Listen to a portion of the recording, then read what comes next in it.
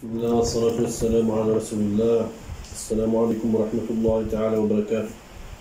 Fatwa al-Islamiyya, saison 3, fatwa numéro 15, de Cheikh Salah Soualeoudi al-Fawzani. As-Su'al, la question. La bay'a est-elle une condition d'entrée à l'islam? Jawab, la réponse. C'est-à-dire faire le pacte avec tel imam, ou bien voter, et prendre l'engagement. C'est ça la bay'a. Par exemple, Haïdara du Mali, ils disent que pour entrer à l'islam, il faut faire la shahada, mais en plus, il va se laver, mais en plus s'engager devant un imam. Et il va prendre les 6 engagements devant cet imam.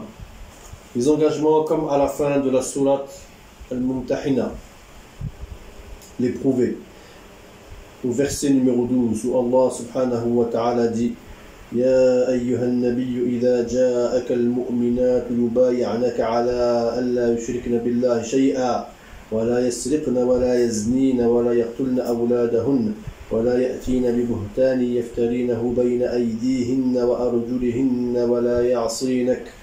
ولا يعصينك في معروف فبايعهن واستغفر لهن الله إن الله غفور رحيم. Dans ce verset, Allah subhanahu wa ta'ala nous dit: Ô prophète, quand les croyantes viennent te prêter serment d'allégeance, qu'elles n'associent rien à Allah, qu'elles ne voleront pas, qu'elles ne commettront pas l'adultère, qu'elles ne tueront pas leurs propres enfants, qu'elles ne commettront aucune infamie, ni avec leurs mains, ni avec leurs pieds, et qu'elles ne désobéiront pas en ce qui est convenable, alors accepte leur serment d'allégeance, donc leur bay'a, et implore Allah le pardon pour elles. Allah est certes pardonneur et très miséricordieux. Donc, nous disons que non, l'entrée en islam, c'est l'attestation de foi. Attester qu'il n'y a qu'un seul Dieu qui est Allah et que Mohammed est l'envoyé d'Allah. Avec le lavage rituel, mais il n'y a pas d'engagement à prendre devant un imam. Donc il n'y a pas de bay'a. D'ailleurs, si tu t'engages, si tu fais la bay'a et tu t'engages sur ces 6 points que nous avons cités, qui te garantit que tu ne vas pas voler, que tu ne vas pas forniquer, que tu ne vas pas désobéir, que tu ne vas pas pécher? Tu n'as aucune garantie de cela. Le musulman commet des péchés et se repent, donc un tel engagement est sans fondement. Il existe 3 bay'a qui sont autorisés en islam. 3 pactes qui sont autorisés en islam. Quand les Mécois ont rejeté le prophète sallallahu alayhi wa sallam, ainsi que ses compagnons, certains ont émigré en Abyssinie, Habasha. Le prophète sallallahu alayhi wa sallam avait émigré à Taïf, puis est revenu. Il y a 12 personnes qui sont venues de Yathrib, Médina.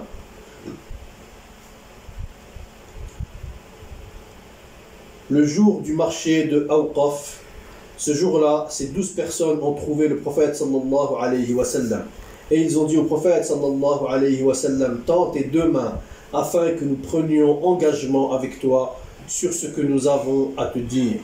Ils disent que nous votons et nous serons avec toi si tu prends l'engagement de rester avec nous à Médina pour toujours, c'est-à-dire que tu ne vas pas nous abandonner. Alors le prophète sallallahu alayhi wa sallam a dit: oui, mais je vais vous dire l'engagement que je vous propose. Il a dit: c'est que vous adoriez Allah seul, sans rien lui associer, et que vous m'acceptez comme prophète de Allah. Et ils ont répondu: oui, nous l'acceptons. Et ils ont dit: qu'est-ce que nous aurons comme récompense si nous faisons ce que tu nous as demandé? Il a répondu: que vous aurez le paradis chez Allah Ta'ala, et ce sera votre récompense.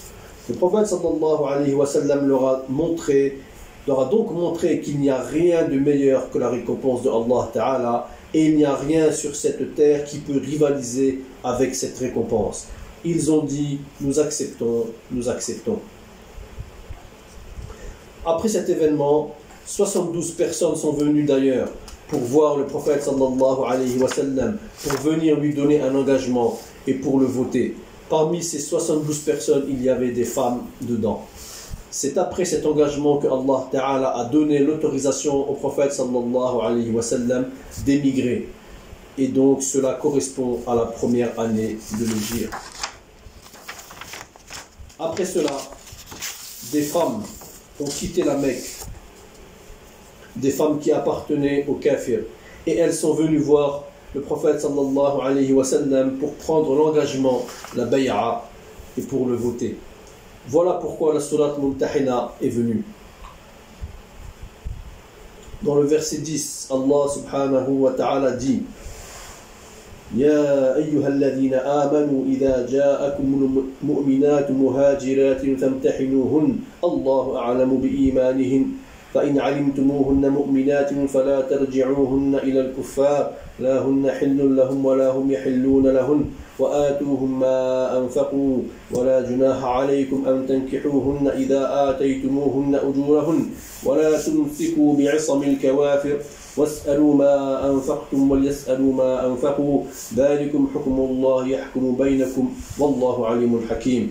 Dans ce verset, Allah subhanahu wa ta'ala nous dit: ô vous qui avez cru, quand les croyantes viennent à vous en émigrer, éprouvez-les, c'est-à-dire testez-les. Allah connaît mieux leur foi. Si vous constatez qu'elles sont croyantes, ne les renvoyez pas aux mécréants. Elles ne sont pas licites, c'est-à-dire en tant qu'épouses pour eux, et eux non plus ne sont pas licites, c'est-à-dire en tant qu'époux pour elles. Et rendez-leur ce qu'ils ont dépensé comme mahr, comme dépense. Et il ne vous sera fait aucun grief en vous mariant avec elles quand vous leur aurez donné leur mahr, leur dot. Et ne gardez pas de liens conjugaux avec les mécréants.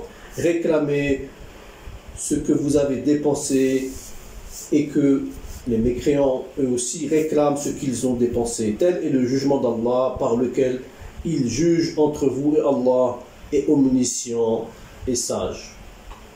Puis Allah subhanahu wa ta'ala nous dit dans le verset suivant, le verset 11: وَإِنْ فَاتَكُمْ شَيْءٌ مِّنْ أَزْوَاجِكُمْ إِلَى الْكُفَّارِ فَعَاقَبْتُمْ فآتوا الذين ذهبت أزواجهم مثل ما أنفقوا واتقوا الله الذي أنتم به مؤمنون.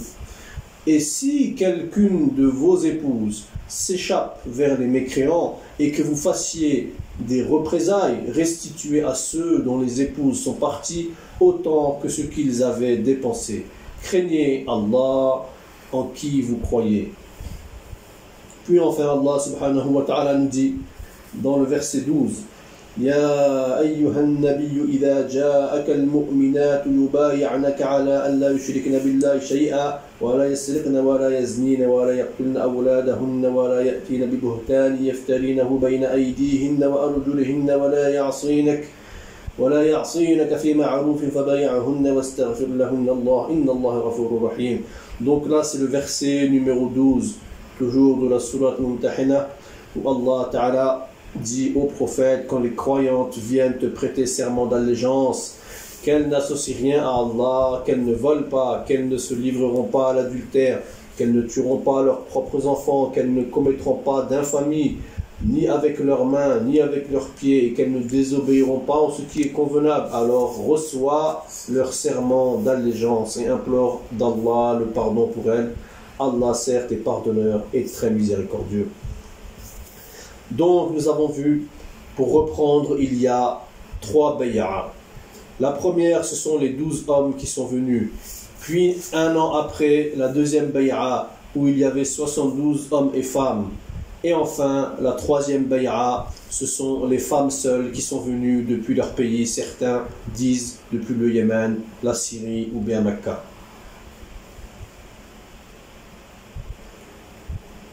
Nous disons, la quatrième bay'atu Ridwan, c'est quand le prophète sallallahu alayhi wa sallam a fait la bay'a en dessous de l'arbre.